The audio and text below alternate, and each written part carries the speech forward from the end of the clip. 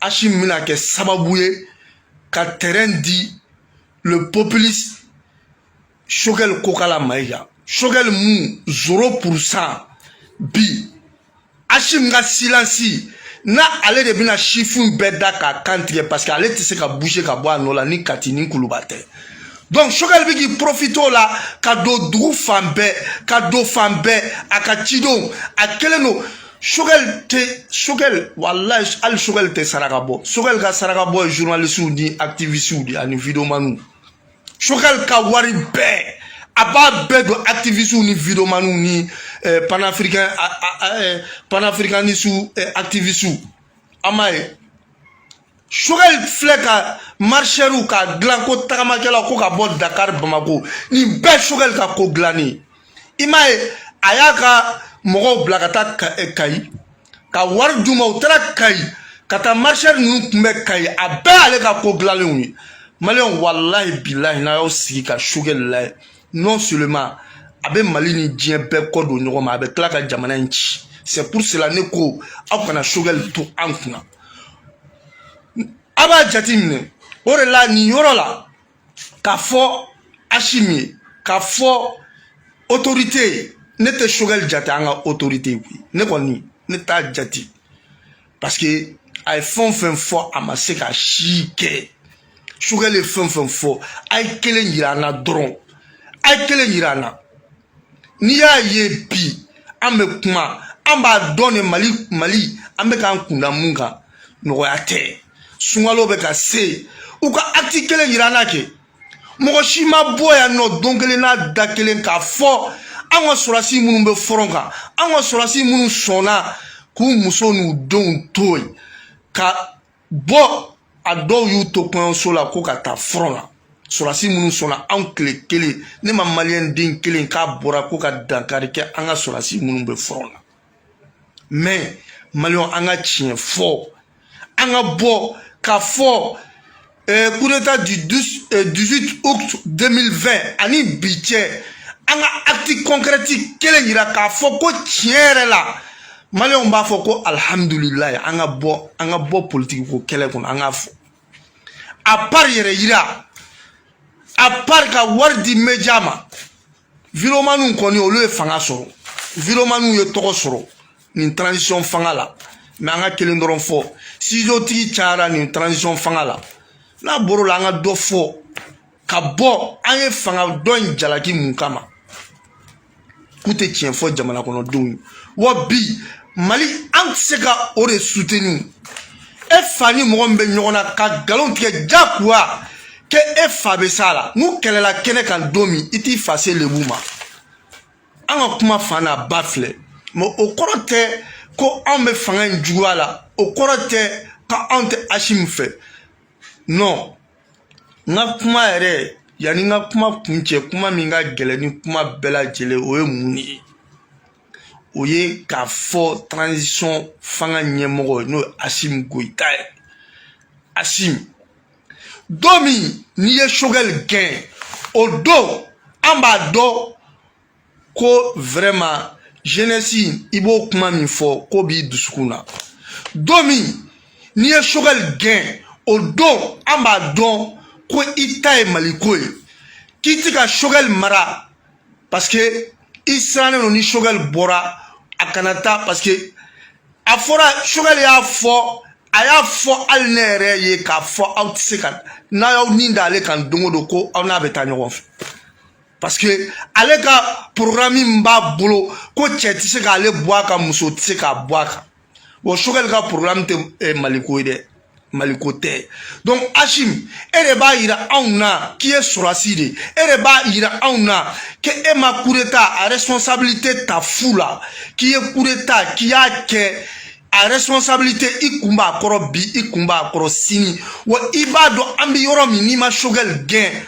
oleke akake nafari jamana ma be ke problème ni jamana ma e ba don jamana ko kan jamana kono iba don aujourd'hui Mali ka relation diplomatique be détruit la ka sababu ke Choguel ye e bon mara muna bi aujourd'hui société civile o klala ka sababu ke Choguel e bi journaliste o klala ka sababu ke Choguel e bi Hachim mune be hali Choguel sababu bi aw yɛrɛ dama kun bɛna tila parce que Ben ni Musar ninnu ani mɔgɔ caman minnu bɛ CNT kɔnɔ ni logement sociaux ko kɛra u y'a fɔ olu tɛ se ka kɛlɛ dɔ kɛ kunun bi tuguni ko olu bɛ ye o ɲɔgɔn na olu y'o dénonceli mun kɛ u wulila ko Maliki Diaw i y'a ka Choguel ka activistes bɔlen olu kama ko olu ye Maliki Diaw ka mɔgɔ de ko CNT ko k'a dissous ko CNT est illégitime illégal mais bi de olu y'a dɔn ko CNT est illégitime illégal wa bi de u y'o dɔn o de la i bɛna dɔn ko Choguel n'a nɔfɛ mɔgɔ ko Maliko tɛ maliyɛnw Maliko tɛ f'a k'aw ɲɛ yɛlɛ de maliyɛnw a ye kunu ninnu tɛ Mali fɛ bi u t'a fɛ sini walahi an bɛ se k'a ɲɛ ci les 5 colonels aw ka fɛn caman kan ka ɲɔgɔn dɛmɛ ka jamana la stabiliser mais Choguel san 30 Choguel mun ma se ka kɛ foyi ye élection kɔnɔla la Choguel mun a ma se ka kɛ foyi ye à part la manipulation politique n'a bɛ kɛ ministres ni postes bɛ d'a ma ani département ɲɛmɔgɔyaw bɛ d'a ma aw bɛna an ka jamana ta k'a kalifa o de la Choguel mun hali n'i ye vote kɛ a n'a ka dudenw cɛ a tɛ tɛmɛ 5% kan aw bɛna an ka fanga ta k'o do de ma k'aw bɛ Mali fɛ ko ni e ye échec kɛ ko kɔrɔ jeunesse ye échec kɛ walahi e de bɛna kɛ sababu ye ka jeunesse bila échec la parce que i bɛ ka mun ni jeunesse kun bann'o la i bɛ ka mɔgɔ ma deli ka na Mali kɔnɔ mun ye fanga di jeunes ma i b'a fɔ i bɛ ka a ma deli ka kɛ dans l'histoire du Mali ka premier ministre sifinnaka ta i bɛ ka de fɔlɔ y'a kɛ ka fɔlɔ Musa mara la Asim e de bɛna cɛkɔrɔba dɛsɛlen cɛkɔrɔba 0% tigi mɔgɔ si ka danaya ta kan sogo juru yɛlɛlen kun don a la jɛgɛ juru yɛlɛlen don a la hali a ka mobili a dɛsɛlen kun don o kɔrɔ a tun bɛ taxi ta de la ka na anw ka fanga ta k'a d'o ma gulokibaw olu ça veut dire que Asim i y'anw da k'an faga de walahi bilahi tant que Choguel bɛ premier ministre ya in na Asim o kɔrɔ que e de kɛra jeunesse jugu ye walahi bilahi o kɔfɛ mun ka gɛlɛn n'a bɛɛ ye a kɛlen don ka activiste dɔw de lawuli jamana kɔnɔ ani sous-région kɔnɔ a bɛ mɔgɔ dɔw de ɲini fanga o fanga diɲɛ kɔnɔ opposition dɔ bɛ fanga dɔ la a bɛ wali jamanaw de lajɛ a bɛ sous-région de lajɛ opposition mun b'o o fangaw la bi a donnen don olu de la k'olu ka activistes bila u bɛ images dilan walasa k'a fɔ ko ni jamana in jugu ye Mali ye jamana in yɛrɛ bɛna gɛlɛya sɔrɔ u ka dugudenw wulilen don u kɔ maliyɛnw Choguel cɛ tɛ muso tɛ k'a fɔ sous-région bɛɛ lajɛlen masakɛ ko bi n'a y'aw sigi aw ka opposition Choguel bɛ ka don a bɛɛ la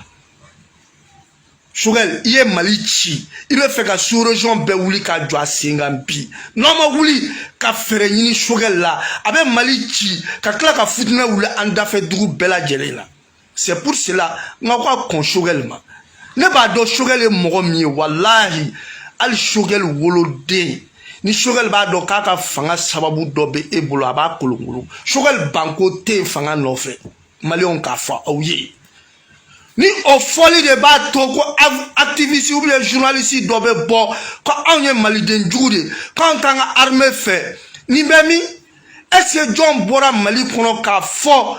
ko an ka sɔrɔdasiw bɛ ta u bɛ tan k'u lagosi k'a fɔ kɛlɛkɛyɔrɔ la an ka sɔrɔdasiw ye fugari de ye a don ta a y'o mɛn maliyɛn kelen jumɛn da walahi bilahi hɔrɔnya la aw tɛ se k'o fɔ